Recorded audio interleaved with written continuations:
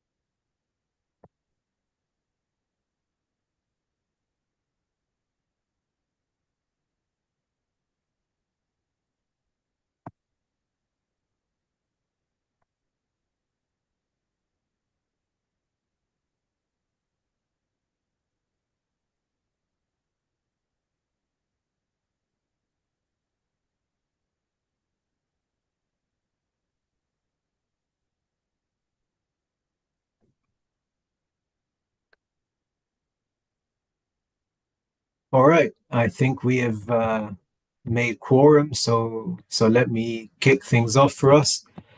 Welcome, good afternoon, good morning, depending on where in the world you are, to everybody, and really a warm welcome to this event that is being organized today by the North Africa and Sahel Observatory of the Global Initiative Against Transnational Organized Crime. Sorry, it's quite a mouthful. Called GI by short, by their friends and fans. My name is Tarek Mejlisi. I will be your moderator today for this event. And to be honest, I am honored and I am privileged as somebody who is not a member of the GI to have been invited to chair this discussion. Migration is a central focus of my own work, for the work of many, as it is a central issue for both European policy towards the Mediterranean, but also increasingly the policies and the activities of states across North Africa and the Sahel, too. Now, today's event will present and discuss the main findings of this, really excellent collection of research reports from the GI. In particular, the case studies of Libya and Niger. These reports are covering shifts in human smuggling dynamics since 2023. And then we will build on that for a discussion on the implications of these dynamics for irregular migratory flows on the central and western Mediterranean routes. And if you haven't done so already, I really strongly encourage you to read these reports, which are rich and engaging, and I've at least learned a lot from them, and I'm sure you all would as well. Now, to start today's proceedings, I would like to introduce Mark McAuliffe, the director of the North Africa and Sahel Observatory of the GI, to give a few opening remarks. I will then move on to Rupert Horsley, a senior analyst focusing on Libya and who works on migration, organized crime, security, and conflict trends in the country. Then to wrap up the presentation section of this event, we will have the always brilliant Alice Faraday, a senior analyst at the GI as well, researching organized crime dynamics in the Sahel region and the links between illicit economies, conflict, and stability, with a focus on human smuggling and trafficking in Niger and Chad. Now, before I move on to our excellent panelists, I just want to address all of you, our esteemed attendees and participants today. Please note that this is a public and an inclusive event. So I would very much like all of you to take part in the proceedings by posing questions into the Q&A box. But please bear in mind that this is a public event, so it is being recorded. It will be available on YouTube at some point in the future, so please try to not get us all into trouble today.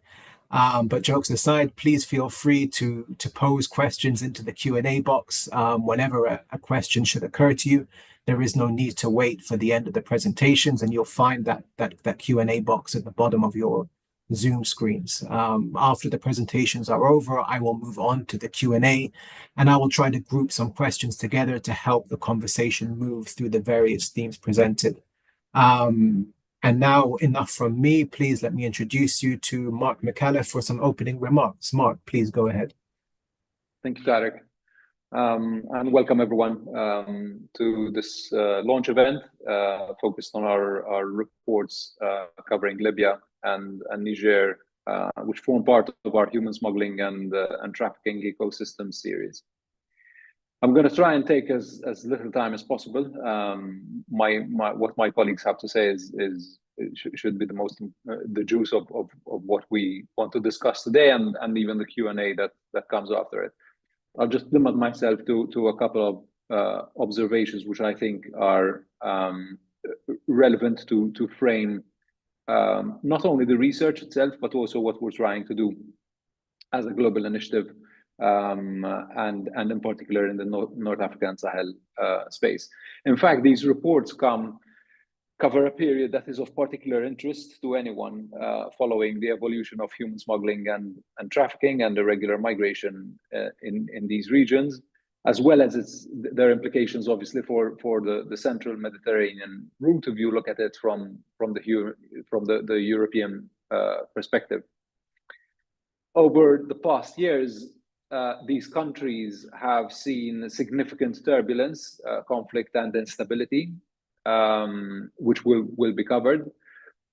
They have also seen non-stop change from the perspective of human smuggling and trafficking, even as the international gaze has not always been able to keep up, given competing global crises, obviously the COVID pandemic, the war in Ukraine, and more recently, the war in the Middle East, as well as, I would say, a hyper focus on arrivals. In fact, the headline grabbing news in respect to human smuggling and trafficking and irregular migration typically focuses on arrivals, which is obviously a European perspective. We will dwell on this. I'm not trying to make the argument that this framing is not legitimate. It is a legitimate framing.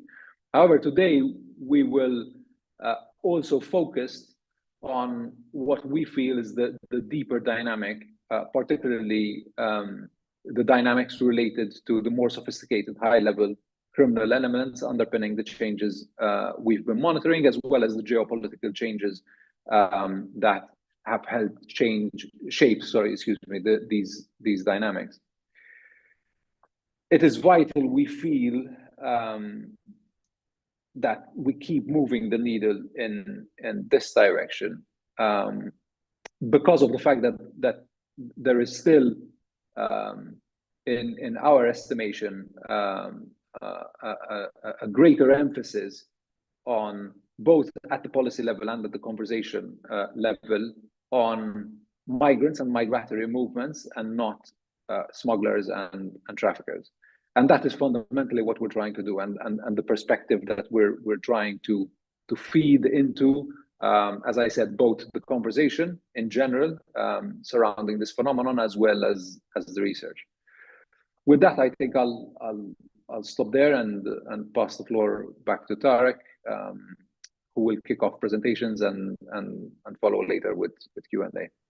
Thank you, Tarek. Absolutely. Thank you so much, Mark, for those invaluable framing remarks. And yes, I think we would all do well to keep these things in mind. You know, migration is a phenomenon. It is a deep and complex issue, and it has particular policy relevance due to how many different dynamics and issues engage and interact with it. And far too often do we try to reduce it to simple abstractions, which only hurt our understanding. But for now, I can guarantee you that our understanding is about to increase. I'm going to pass the floor over to Rupert Horsley, and please, we're all excited to hear.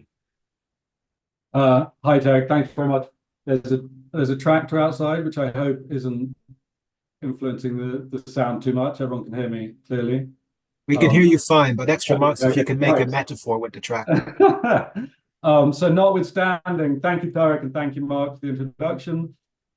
Thank you, everyone, for attending. As very brief opening remarks, I'm going to try and keep this to 10 minutes, but brief remarks off the cuff in response to what Tarek and Mark said. Notwithstanding that there has been a huge amount of change in human smuggling in Libya over the longer time frame, what I'm going to talk about today is actually a story of continuity between this year, 2023, and spreading back to 2021. And that is a continuity of the smuggling system that emerged in 2021 and has kept things pretty consistent since then in terms of the number of arrivals in Europe and also the modes by which they're traveling. And then also, of course, this is complex and varied, but I will have to simplify much of what I'm saying, and then maybe in the Q&A, if people have queries about that, we could get into it. So if we could just start with slide 1, Claudia, showing the departures. Cool, thank you very much. So just to very quickly go through this, because I think it shows most viscerally how there's been continuity since 2021 in the system. This is GI-TOC sort of compiled data on the amount of arrivals in Italy, coupled with interceptions, deaths at sea, basically an assessment of how many people have left in boats. If you look at this, I've lumped the period 2021 to 2024 under a green banner together. These are all sort of roughly in the same ballpark of departure numbers. So that's between 58,000, 64,000, 70,000, 50,000. And it contrasts very markedly with what I've put in a yellow banner, which is 2018 to 2020. That was the post-crisis year where you had very suppressed activity. It was obstructed by law enforcement, by COVID, and by the war for Tripoli, which was this terrible war in 2019, in which there was a battle over control of Tripoli. Critically, the smuggling that was happening then was clandestine, low level, had broken down into small outfits. And then if you look at the little red banner, that's the end of the crisis previously, which GI-TOC covered extensively as an emergence of a complex transnational system. So the point is, the last 4 years, you've seen a return not to those crisis levels, but to a much higher level. And there's consistency in departures and in activity throughout that level. Sorry, throughout that 4-year period. So what does this actually mean? Because it's more than just the numbers arriving. As Mark said, it's about the smuggling systems underpinning this. At GI-TOC, we've conceived of this as the hybrid smuggling system, which has emerged since 2021. We define this as a new form of high-level transnational human smuggling, whereby migrants primarily from Asia, the Middle East, and North Africa. So that's sorry, Claudia, you can put the slide down. Thank you. So that's migrants primarily from Bangladesh, Pakistan, Syria, and Egypt, who enter the country legally or through semi-legal processes and then travel from Libya irregularly, i.e. when they try and take the boat. So the nationalities are important in indicating this change. And I'll just get up graph number 2, because I feel that really shows starkly how different these two sort of systems are, the pre-COVID and post-COVID systems. So the pre-COVID system, I'm just defining that usefully. It wasn't actually interrupted by COVID, but it was the pre-COVID system is the most useful way to define it now. If you look at that, it's completely dominated by East Africans and West Africans. Those were the people traveling. They traveled overland and they crossed borders irregularly. And it was a specific type of smuggling which had defined human smuggling in Libya for years. That is the historical norm. Now, if you look at the post-COVID period, the rebound that has happened is made up of non-African, North African countries, so basically Egyptians, Syrians, Bangladeshis, and Pakistanis. They've completely driven the recovery over the last 4 years.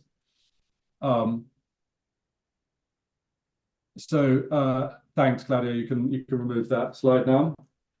So just to very quickly go into the weeds a little bit about what hybrid smuggling is, what it looks like, how it's different to the kinds of stuff we saw before. So as I said, it's complex, it's transnational. It's often basically like a sort of like an actual travel agent booking flights and getting paperwork. Anyway, I'll break down these journey into three elements. They're obviously very varied, but this is a sort of a good rough approximation. So there's maritime departure zones on the Libyan coast, there's the airports used, and then there's the travel documents. In terms of airports, Benghazi Airport or Benina Airport is the main airport that's been used to access Libya for migrants undertaking hybrid journeys. Obviously, there's no formal data on this, and it's very difficult to determine when someone flies into an airport in order to take a boat or to get a job. So we can't be sure, but years of interviews and monitoring have made us pretty convinced that Benghazi Airport is where the vast majority of migrants undertaking hybrid journeys enter the country through. That said, Misrata and Matiga airports, Matiga and Tripoli, there's evidence that they're being used increasingly over the last year, and it's notable that they were actually the airports that initially were used much more in the early days of hybrid migration, with Egyptians flying into Misrata and Matiga. So these airports could become the main airports of access to Libya once again. It's not to say that Benina will always be the airport through which most people come in. Okay, second, maritime departure zones. This actually has shown a little bit of a difference between 2023 and 2024. So in 2024, the West Coast has been completely dominant as a departure zone. So you see Zawara, Sabrata, and Zawiya are the towns on the West Coast which see almost all the action in 2024. And that's consistent with longer term trends because of the nature of this coastline, closer to Europe, good stretches of coast, good beaches where you can take off from, where you can launch a boat from. So that the West Coast was typically the most busy stretch of coast, but in 2023 and 2022 and 2023, we actually saw the rise of a smuggling system in Tobruk, which is a port on the far east. Actually, Claudio, if you could get the slide up now for the map, that might be useful to see. Thank you very much. Yeah, so that's the West Coast where I'm talking about, where most of the departures happened. In 2022 and 2023, we saw the emergence of a new smuggling system in the far eastern town of Tobruk, which came from a very low base to actually become one of the most important embarkation zones in Libya. During that period, we saw large, former fishing vessels taking hundreds of people to sea. And there were points when it was almost as many were leaving from Tobruk as from the whole of the West Coast during period. In June 2023, the Eastern government, the Eastern authorities eventually shut that down, and it hasn't recovered at all. So that's been taken. The Tobruk was very busy and has been taken off the table. I think there are two main implications for that remarkable change. The first is that the Eastern authorities have now demonstrated their capacity to shut down smuggling from areas under their control when they want to, and they can sustain it critically. That's the hard thing to do, to sustain the control of departures. The second implication from maritime departures in 2024 is that the West Coast remains key to the resilience of human smuggling in Libya. So if you look at the map, even the people who fly into Benghazi have to travel all the way to the furthest western point of the coast to take a boat, because that's where the networks are. And that's where you can consistently and reliably take boats, which are going to be safer. I think I'm running out of time, but I'll just very quickly say travel documentation. This is hybrid, so part of the journey is legal. Sorry, excuse me. So a travel document is required to travel into Benghazi. This is a security clearance. It normally costs around $500. It's a very simple and flexible system to use. So previously, the visa system that was used for travel to Western airports when hybrid smuggling was getting going was very corrupt, very bureaucratic, and very difficult to navigate. And that was a major obstacle to people operating. For people who are well connected, the security clearance system is actually very easy to navigate and works very well. And many of the people are essentially, as I mentioned at the start, are essentially travel agents providing a service which includes getting this paper, getting flights, and then possibly connecting someone with a boat on the other side. So in conclusion, I think in the Q&A, we'll do more sort of conclusion and implications. Just to the point to what I think is most interesting, hybrid smuggling, as we've seen, spans East and West Libya and depends on networks that operate in both halves of the country. At the same time, these halves of the country are split. They're divided. There are competing political projects in the East and the West. They're very different to each other. And they're very keen to show the world that they are more successful than the other side, than their rival. At the moment, this might be slightly controversial or unpopular with some, but at the moment, the East seems to be doing a better job of convincing the world that it's got a grip and that it is being successful.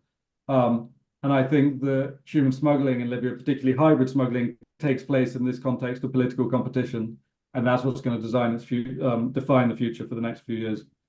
I think that's enough for me. Thank you. Thank you so much, Rupert, for that fascinating overview of how smuggling dynamics and routes have evolved over the years through Libya in this kind of new hybrid, or not new, but evolving hybrid model through the country. Quickly, before I move on to Alice, just because I noticed a question about the data and the maps that are being presented, I just wanted to reassure you all that all of this data and the maps are there in the reports on the GI's website. So if you haven't already downloaded the reports, this is even more incentive for you to do so. So now, without further ado, I would like to hand over to Alice. Please take the floor. Thanks very much, Tarek. So I'll be speaking about Niger, and in contrast to Rupert's story of continuity, in Niger, we've seen really significant upheaval and shifts in human smuggling dynamics. So in the last year, so in 2023, human smuggling was strongly impacted by political and security developments at the national and regional levels. The July coup, in particular, led to major upheaval both in Niger and regionally. And one of the immediate impacts on mobility was the closure of Niger's borders with Benin and Nigeria. So this created a really high demand for smuggling services, particularly at the Benin border. But we'll come back to that a little bit later on, because what I want us to highlight is the most significant change in human smuggling dynamics came in November 2023, when the CNSP, the transitional authorities in Niger, repealed the 2015 anti-smuggling law that had caused the collapse of the smuggling industry in northern Niger. So this is really, I'd say, one of the most significant changes in human smuggling and migration dynamics in Niger, perhaps since 2015. So this law that was repealed last November is a law that had criminalized the transport of foreign migrants through Niger. It pushed these movements underground. It resulted in passeurs, so the drivers, the smugglers, to use increasingly more remote and dangerous routes to bypass checks. It increased both the costs and the risks for migrants. Agadez was the most affected by the crackdown due to its historic role as a departure hub for journeys to Libya. But routes to Algeria were also impacted, although slightly less. So with the repealing of this law in November, the transport of foreign migrants became legal. So it can now take place in the open. Passeurs can use legal routes. They no longer have to bypass checkpoints, although some still do, but mostly to avoid fees. But they can take the sort of main roads, and they don't have to use the more remote, dangerous bypass routes. For journeys to Libya, passeurs can actually also use the military convoy between Agadez and Dirkou, which operates on a weekly basis and offers some degree of protection on at least part of the journey to Libya, which is very much prone to banditry attacks. Claudio, could you please show the Niger main map? Thank you. So here you can see some of the main human smuggling routes through Niger. Basically the more remote routes that are the minor smuggling routes that you can see on the map are no longer used as much, and instead passers are using main roads between Agadez and Dirkou, for example. In terms of departures, what we've seen is an increase, obviously, seeing as these movements are now legal. So we've seen an increase in departures to both Libya and Algeria. The number of foreign migrants, so this is, just to sort of note, this is it's very difficult to have precise data on these movements for obvious reasons. You know, there's no exact data that is collected, but based on our data collection, which involves, among other things, interviews with passers in departure hubs, we've assessed that the number of foreign migrants transported to Libya each week from Agadez has risen from around 50 per week prior to last November to up to 300 or even 400 per week at the moment. So that's a really significant increase. Similarly, in Tawa, which is the main departure hub for Algeria, the numbers have also increased. As I mentioned before, Tawa was less impacted by the crackdown on human smuggling. So prior to the repealing of the law, there was far more people leaving from Tawa than they were from Agadez. There was around 400 to 500 people being transported each week to Algeria. At the moment, we believe somewhere between 500 to 1,000 people moving each week. Thanks, Claudio, for the map. It can go back down now. So there's an increase in the number of people traveling. A third main shift is the price. It's much cheaper to travel now for foreign migrants. Again, it's very difficult to get exact data, and prices can fluctuate depending on various factors. But to give an example, between Agadez and Libya, the price was around 150 to 200,000 francs CFA prior to last November. That's around 220 to 380 euros. Now it's gone down to between 100 and 150,000 francs. So approximately 150 to 220 euros. So very significant decrease in price. This is because obviously these journeys are far less risky for passers. They're also cheaper for passers because they don't have to take longer journeys, and they're not taking as many risks. So there have been some really significant shifts. However, it's important to note that it's unlikely that human smuggling dynamics will return to pre-2015 levels. This is due to a number of factors. Really, there are a number of factors that shape human smuggling dynamics that remain relevant despite the repealing of the law. So movements to Algeria will probably remain more important than movements to Libya, because there is likely going to be a continued preference for routes to Algeria. There are also some other factors that will contribute to the fact that the situation will still be very different to what it was pre-2015. One of these is the persisting challenges in reaching Niger for migrants, in particular due to border closures and insecurity. So, as I mentioned before, the closure of Niger's borders with Benin and Nigeria following the coup had a really significant impact on regional mobility. This is because these borders are the two main entry points for West African migrants who are aiming to transit through Niger. So I'll focus mainly on the Benin border because the Nigerian border, it's a little bit more complex, and it actually reopened in, I think, March this year. But so movements at the Benin border between Malanville and Gaïa continue to take place in a clandestine manner, and they involve pirogue crossings to cross the river, which acts as a natural border between the two countries. And these movements, so into Niger from West Africa, have also been really significantly impacted by insecurity.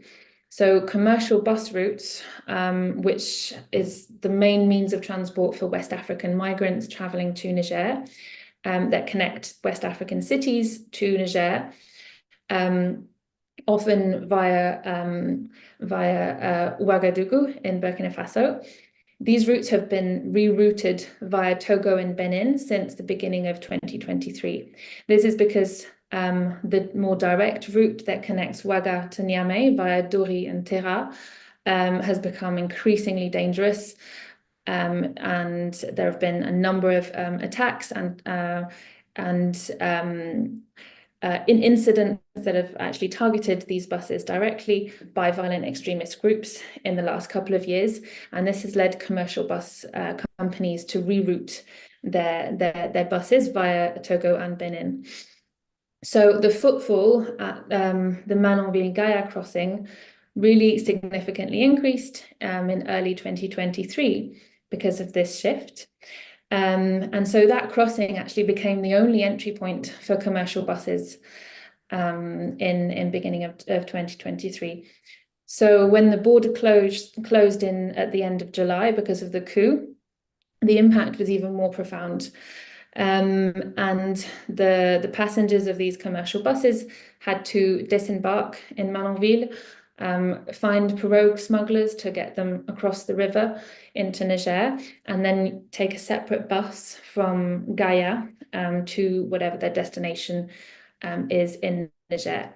And so far, this situation remains unchanged. And in the last few months, we've seen persisting tensions between Niger and Benin that have contributed to the continued closure of the border. So overall, the movement of foreign migrants through Niger remains somewhat limited by these challenges. And it's one of the reasons why we're not seeing a return to pre-2015 dynamics.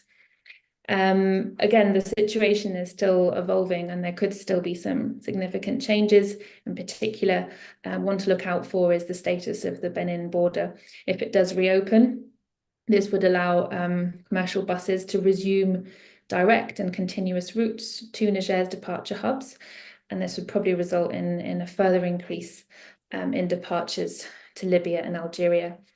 I'll end my presentation there, and please feel free if there are any points you'd like me to develop further in the Q&A. Thank you. Thank you so much for that, Alice. That was really illuminating, and I think it was really useful for all of us to see things situated into that broader geographical perspective. I'd love to take you up on that offer and kind of just keep digging into all of these interesting points that you raised. But Father Time is always the most oppressive of rulers, and we have limited time to get to the Q&A. And I can see that our audience has already been answering the call I gave you at the beginning. And been flooding the Q&A box with questions. If anybody does still have questions, I encourage you to put them in as soon as possible, because time always does move quickly. And how I want to approach this right now is to kind of focus in on some of the country-specific questions. So we'll have a round of those, and then I'll try to move on to some of the more general questions. So, on the country-specific issues, I mean, for Alice, firstly, I mean, very interestingly, you talked about how dynamics within Niger are affecting migration trends and routes, and you mentioned, quite interestingly to me, this increasing preference for migration into Algeria instead of Libya. So how is this going to be effective, or how do you see it evolving going forward, especially given the Algerian policy of expulsions from the other side, and kind of increasingly tense relationships between Niger and Algeria? And on top of that, I just wanted to add this question from Mr. Anonymous Attendee, who is always very prolific on these things, who wanted to know, whether there has been an increase in Sudanese and Tigrayan nationals and also Eritreans given the strife in those countries. And this applies to Rupert as well. So I'll go to Alice first, and then I'll just pivot and add a few additional questions for Rupert, and then move on to you. So yeah, please, Alice, on those two questions, if you could shed any further light, I'm sure we would all benefit from it. Thanks. Yeah, those are great questions. In terms of dynamics at the Algerian border, really what we've seen over the last few years is a continued preference for movements through to Algeria as a transit country, because we are seeing the increasing use of Tunisia and Morocco as departure countries. So this is particularly prevalent among Francophone West African migrants, but there are also a number of other nationalities that have increasingly travelled to Algeria rather than to Libya when they're transiting Niger. This is also due to perceptions of risks. These can vary over time, and in interviews with migrants who are transiting Niger or in Libya or in other countries, we have picked up on this perception that has grown over time that routes to Libya are more dangerous and risky than routes through Algeria, which is not always the case on the ground. And as you mentioned, one of the main risks that migrants traveling through Algeria face is expulsions. So there are a number of operations that take place to remove migrants who are considered to be present illegally in Algeria. There are official convoys of Nigerian nationals, and there are unofficial expulsions. So even though we've seen the repealing of the human smuggling law in Niger, it is important to note that actually this applies up until the Algerian border and also up until the Libyan border. Beyond that, and the actual crossing of the border is still illegal. And so even though migrants can now benefit from sort of more legal and safer movements within Niger, once they cross the border, they still face the same risks. In terms of the frequency and the number of people who have been expelled from Algeria, we've actually seen the continuation of this trend over the last few years. The coup in Niger and the border closures and the sort of initial months after the coup did result in a temporary decrease in expulsions from Algeria, but they've picked up since then. And currently, we're seeing actually higher numbers of official convoys from Algeria in 2024 than we'd seen in 2023. So these remain really important risks. Whether or not they will impact over time the decisions of migrants to use Algeria as a transit country remains to be seen. The second question on the movement of Sudanese refugees through Niger.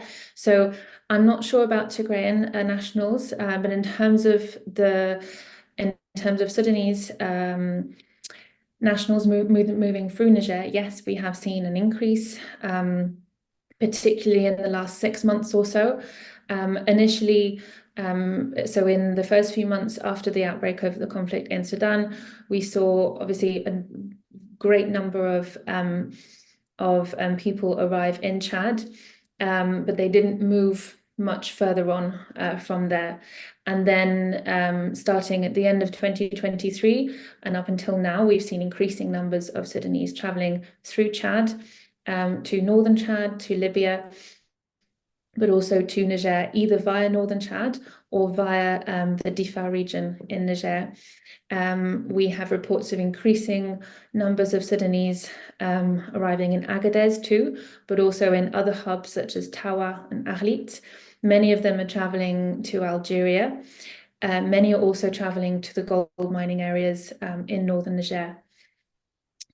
So that's something that we're actually working on quite closely, and we will be able to share more in the coming months on that. But yes, that's definitely one of the key trends that we're looking at.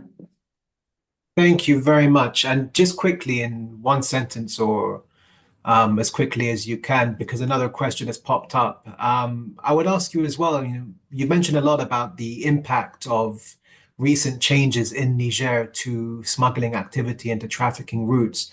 How much of this, of the transition of migrants through Niger is being directly accompanied or abetted by national security and defense forces, or is this just a matter of creating an environment more conducive to migration? Sorry, do you mean? How directly is the state involved in helping migrants cross through the country, or do they just simply set up an environment that helps it take place? So in Niger, there's not particularly an active role of security forces in helping migrants move. Actually, most migrants move independently right up until the departure hubs of Agadez and Tawa. Previously, prior to the repealing of the law, obviously, even though it was illegal, movements were still very much prevalent, and so these involve necessarily, payments and sometimes people turning a blind eye to these movements. But currently, really there isn't any particular role of security personnel. Passeurs can, I mentioned the military convoy between Agadez and Dirkou. This isn't a military convoy that was set up to escort passeurs. It's a sort of it's a convoy which anyone can join, really, and it's to ensure protection of movements between Agadez and Dirkou, and it is not specifically to facilitate migration at all. It's just a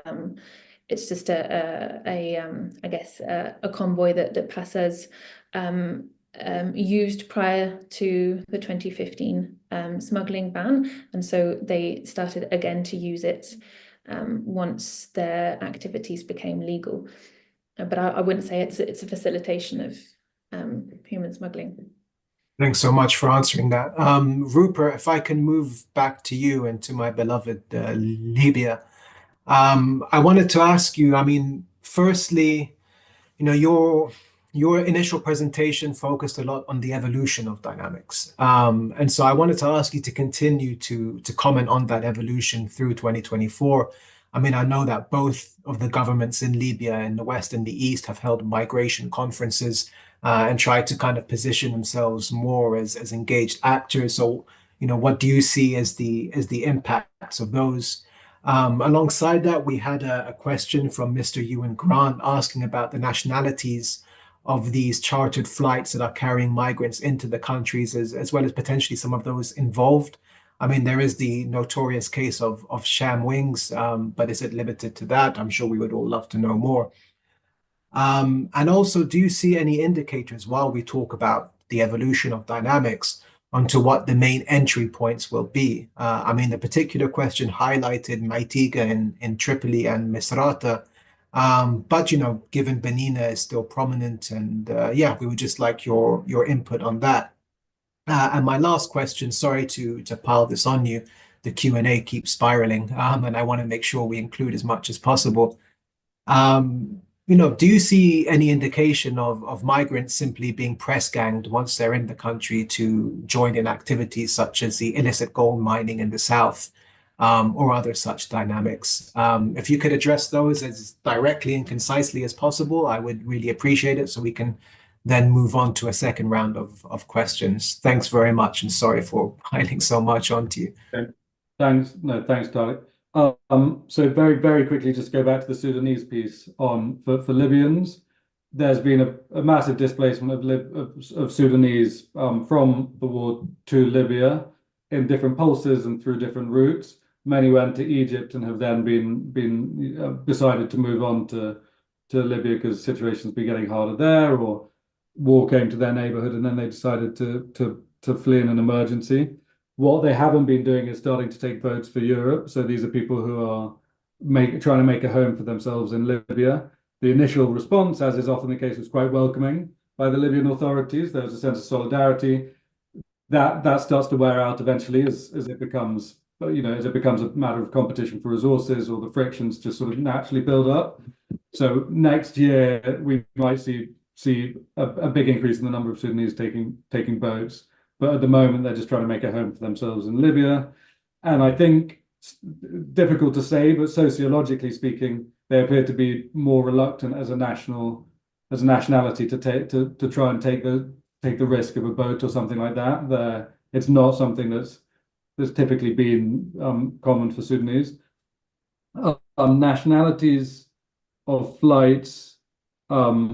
So that is what flights are flying into Benina. The chartered flights are actually all Chamwings coming from Damascus. They only fly chartered flights. For everyone else, it's pretty much a normal international airport, albeit an unpopular one for tourism. But the Barnik terminal is pretty flashy. It functions like like a provincial airport of an international airport. So, but in terms of for hybrid smuggling, as we call it, it's Istanbul and Dubai and Egypt are the main hubs linking with Bangladesh and previously Pakistan.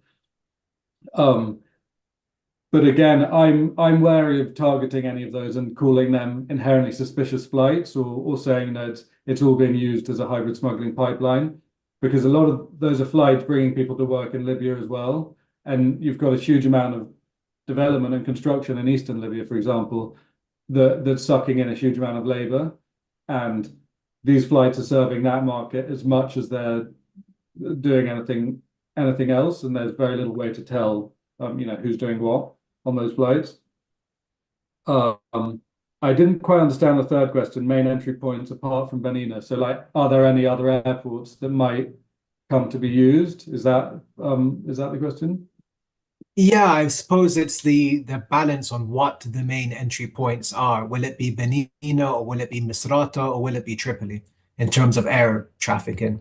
So Benina's been the busiest, and there's a few reasons for that, I believe. This is hypothesis because you can't actually get full clarity on something like that. I think it's been a more streamlined visa process, which has just been easier to navigate, and the unity of authority in the East means that it's a predictable environment in the way the West just can't be as predictable environment at the moment. You leave the airport and then you're very likely to encounter a territory controlled by a different group who's antagonistic with each other, or doesn't have a clear chain of command.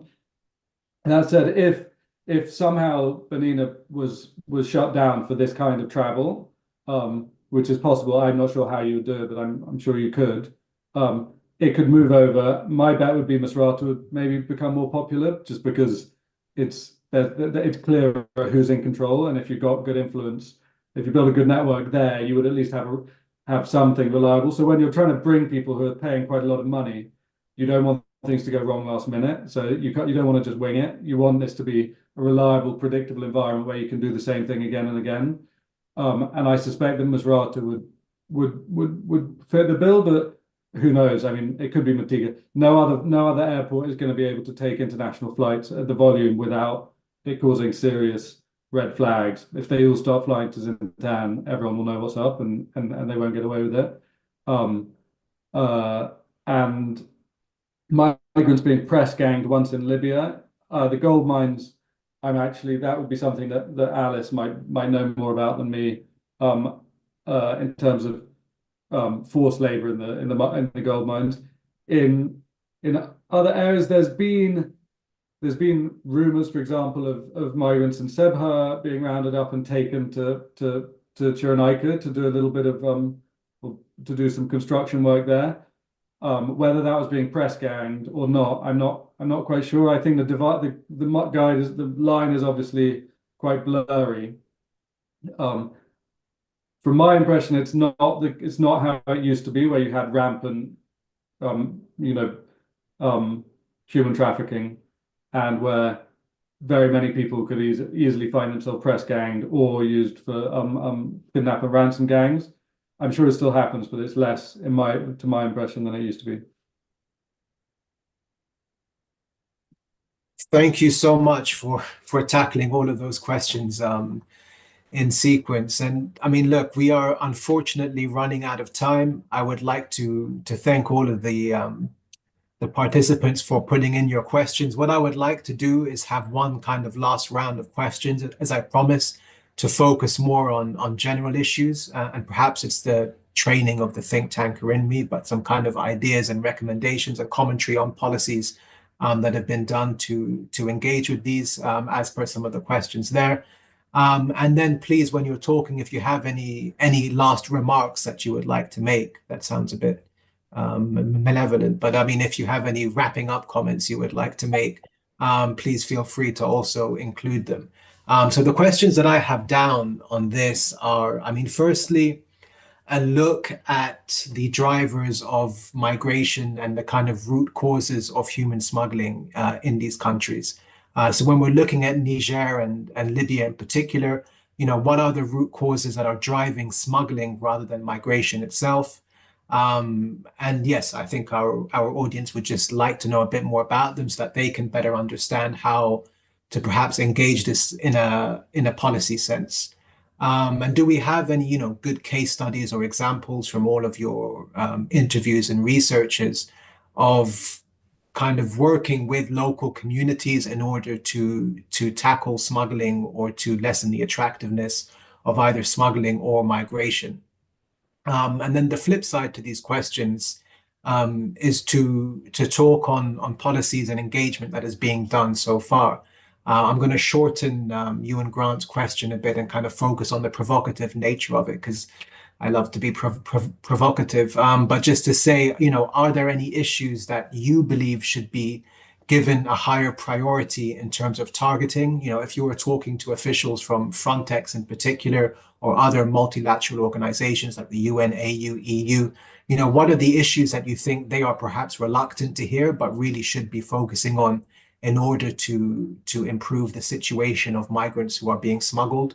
And then lastly, there was a question on these EU CBRN centers of excellence, but I would like to broaden that slightly to look at the EU's work on the prevention of trafficking. We've walked this line so far between smuggling and trafficking, but perhaps for this last bit, is enough being done to prevent trafficking? Any commentary on these particular centers, and what more do you think could be done? So Rupert, I'll start with you here. I know that these are big questions, but please keep in mind that we are running out of time, so let's try and be concise with them. Thank you. Thank you. I'm quite glad we're running out of time because these are big questions, and I don't have good answers to all of them, to be honest. I might try and also hand over to Mark, because he might have something slightly more useful to add on, like intervention and side of things. Causes of smuggling rather than migration in Libya. I think what you mean is, like, what are the drivers of people doing smuggling in Libya rather than why? Yeah, okay. So firstly, money is an obvious one. It's an easy way to make a lot of money, and it remains rather it's less dangerous than doing cocaine, for example. You're just going to attract less law enforcement, but you can still make quite a lot of money, right? So I would say it's a good, relatively safe way of making money for people who have who are in the position to do so, i.e. they have a bit of territory or a bit of logistical infrastructure that they can leverage for that. I would say very difficult to understand for outside people how diplomacy is a big part of this as well. I think you really have to understand that legitimacy and leverage with outside powers is a huge resource in Libya that people compete over, and that's a reason to get involved or to allow people to get involved in smuggling, to give people the green light. You create a crisis that you then help solve or manage. If there's simply no smuggling happening in a territory that you control, we often won't pay attention. And so our behavior to some extent incentivizes allowing this problem to happen. But that's a bind. I don't think there's much you can do about that. I think other things are extremely localized. Local law enforcement dynamics. You know, if people in a local area, particularly Zawara, but I don't want to pick out Zawara because it can happen in Zawiya, it happened in these. If people feel unhappy with Tripoli or with how they perceive themselves to have been treated, they can let it go, and the groups which are already there will ramp up activity. And so I think you have to be very alert to local sensitivities and understand that can have a real material impact on people getting involved in smuggling or being allowed to. Yeah. So sorry, Mark, if I can on the interventions and what people don't want to hear. If you could answer that. Sorry. Yeah, I'll try to be brief, but also try to connect to what you've both been presenting. So one big two elements that we've seen. One is the hybrid smuggling, and the other one, which has been sort of we can describe it vis-a-vis Niger, but it's harder to describe sort of on a broader scale. But I suspect that it's happening on a broader scale is the version that has sort of gone westward at the point of Niger and possibly even before, vis-a-vis the movement of sub-Saharan African migrants over the past years, right? Again, I don't think we yet have a holistic enough picture and enough data to be able to say this with confidence, but for the sake of sort of debating policy options, I feel that I need to speculate a little bit. I feel that this phenomenon has happened both because of events that have happened in Niger. Alice has described them, the criminalization of human smuggling and the law enforcement that took place, and then the reversal of this didn't quite sort of restore things to how they were prior to 2016, and it's difficult that they will, like, you know, looking at the situation in northern Niger vis-a-vis human smuggling from an outsider's perspective, I like to use this analogy because I think it's useful to help understand what happened in northern Niger vis-a-vis human smuggling, which was an industry that had developed over the past 15-20 years. It is akin to ripping out the car industry out of the German economy, basically. Once a cataclysmic event like that happens, even though the Nigerian government sort of changed the law and reopened sort of that made that business legal again, it's not going to happen like this. It takes a lot of time, or at least takes some time. Nonetheless, what we've seen, you know, Tunisia face more sub-Saharan migrants. We've seen migrants moving westward towards Mauritania and the Canary Islands from Mali. We've seen movement into Algeria, which Algeria has been pushing back. We've been seeing movement into Morocco. At the same time, what we're describing vis-a-vis Libya is this very significant transnational operation that's highly sophisticated, right? And both of these basically require something which currently there isn't. So in terms of the recommendations, broadly speaking, I think some of the recommendations are staple, are there, and the European Union, both the Commission and member states, actually know what these recommendations are, and the blueprint is there. Some of them are very uncomfortable, especially in the current climate, and would include a robust resettlement program for refugees coming from Sudan. Some of them will include also border management activities. Some of them include better processing and better deportation for people who won't qualify for asylum, and some of them will obviously require a legal funnel even for economic migrants, which Europe actually needs. Now, the first one vis-a-vis the resettlement of refugees, and the last one vis-a-vis legal channels for economic migrants, are obviously very unpopular, particularly in this current climate. But these two are what would legitimate a much harder and much more efficient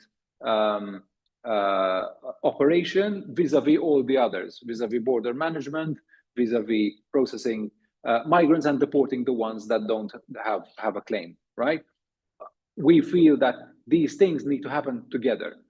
Having said all that, the one thing which I said isn't happening is there needs to be a rapid, coordinated response which is able to react to developing dynamics and react to them.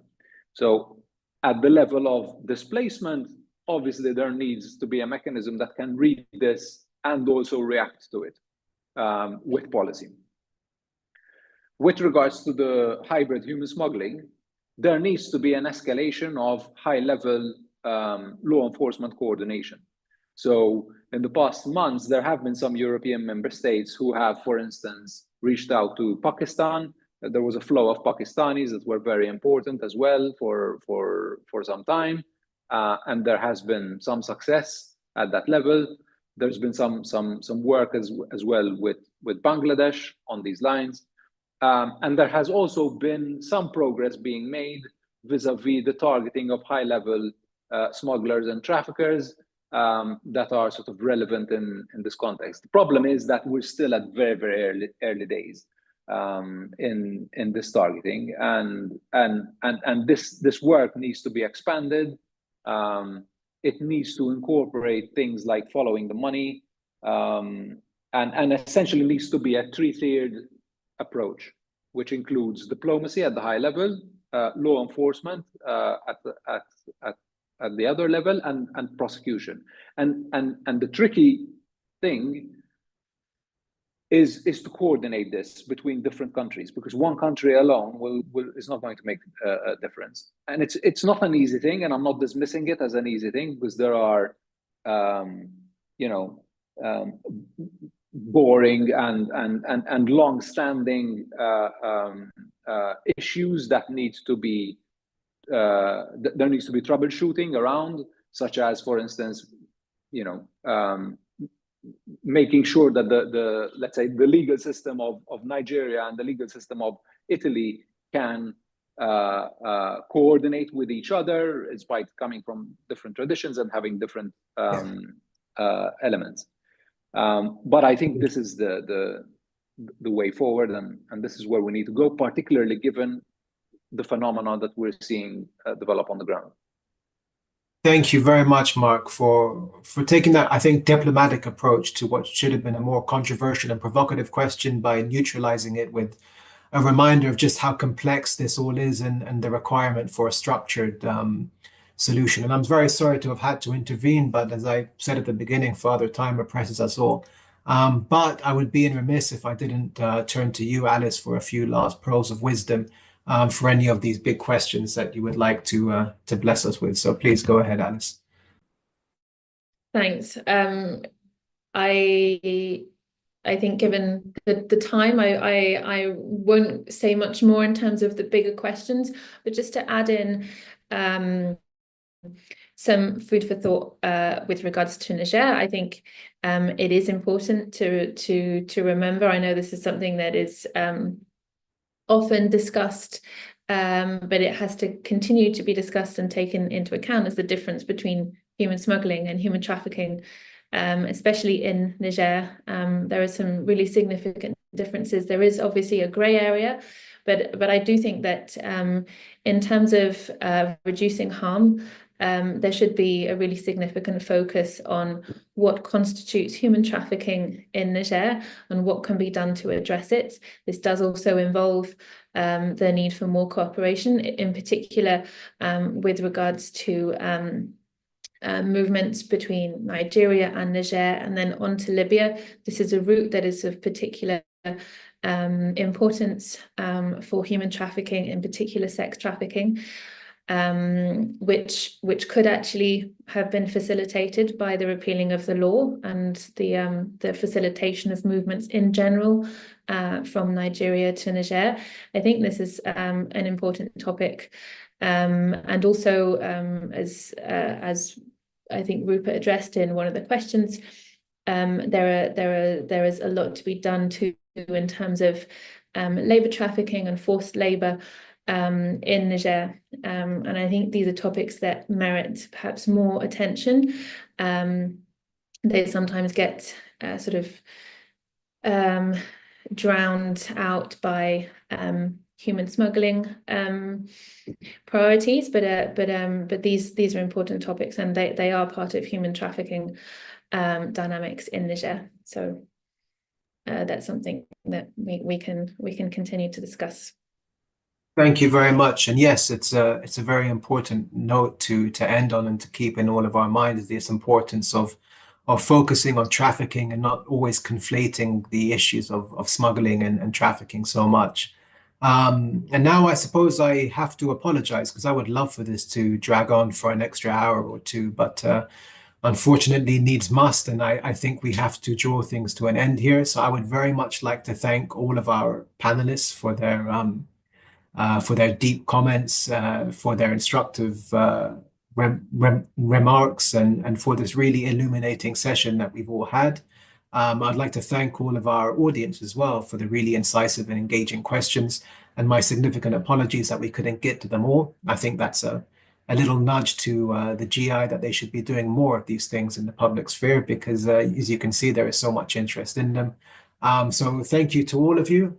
Thank you for the opportunity to moderate this. And yeah, I hope you all have a brilliant day. And I hope you all follow up this great event by going on the GI website and looking for these reports and for the others in this really useful series for anybody working on migration issues. Thank you very much.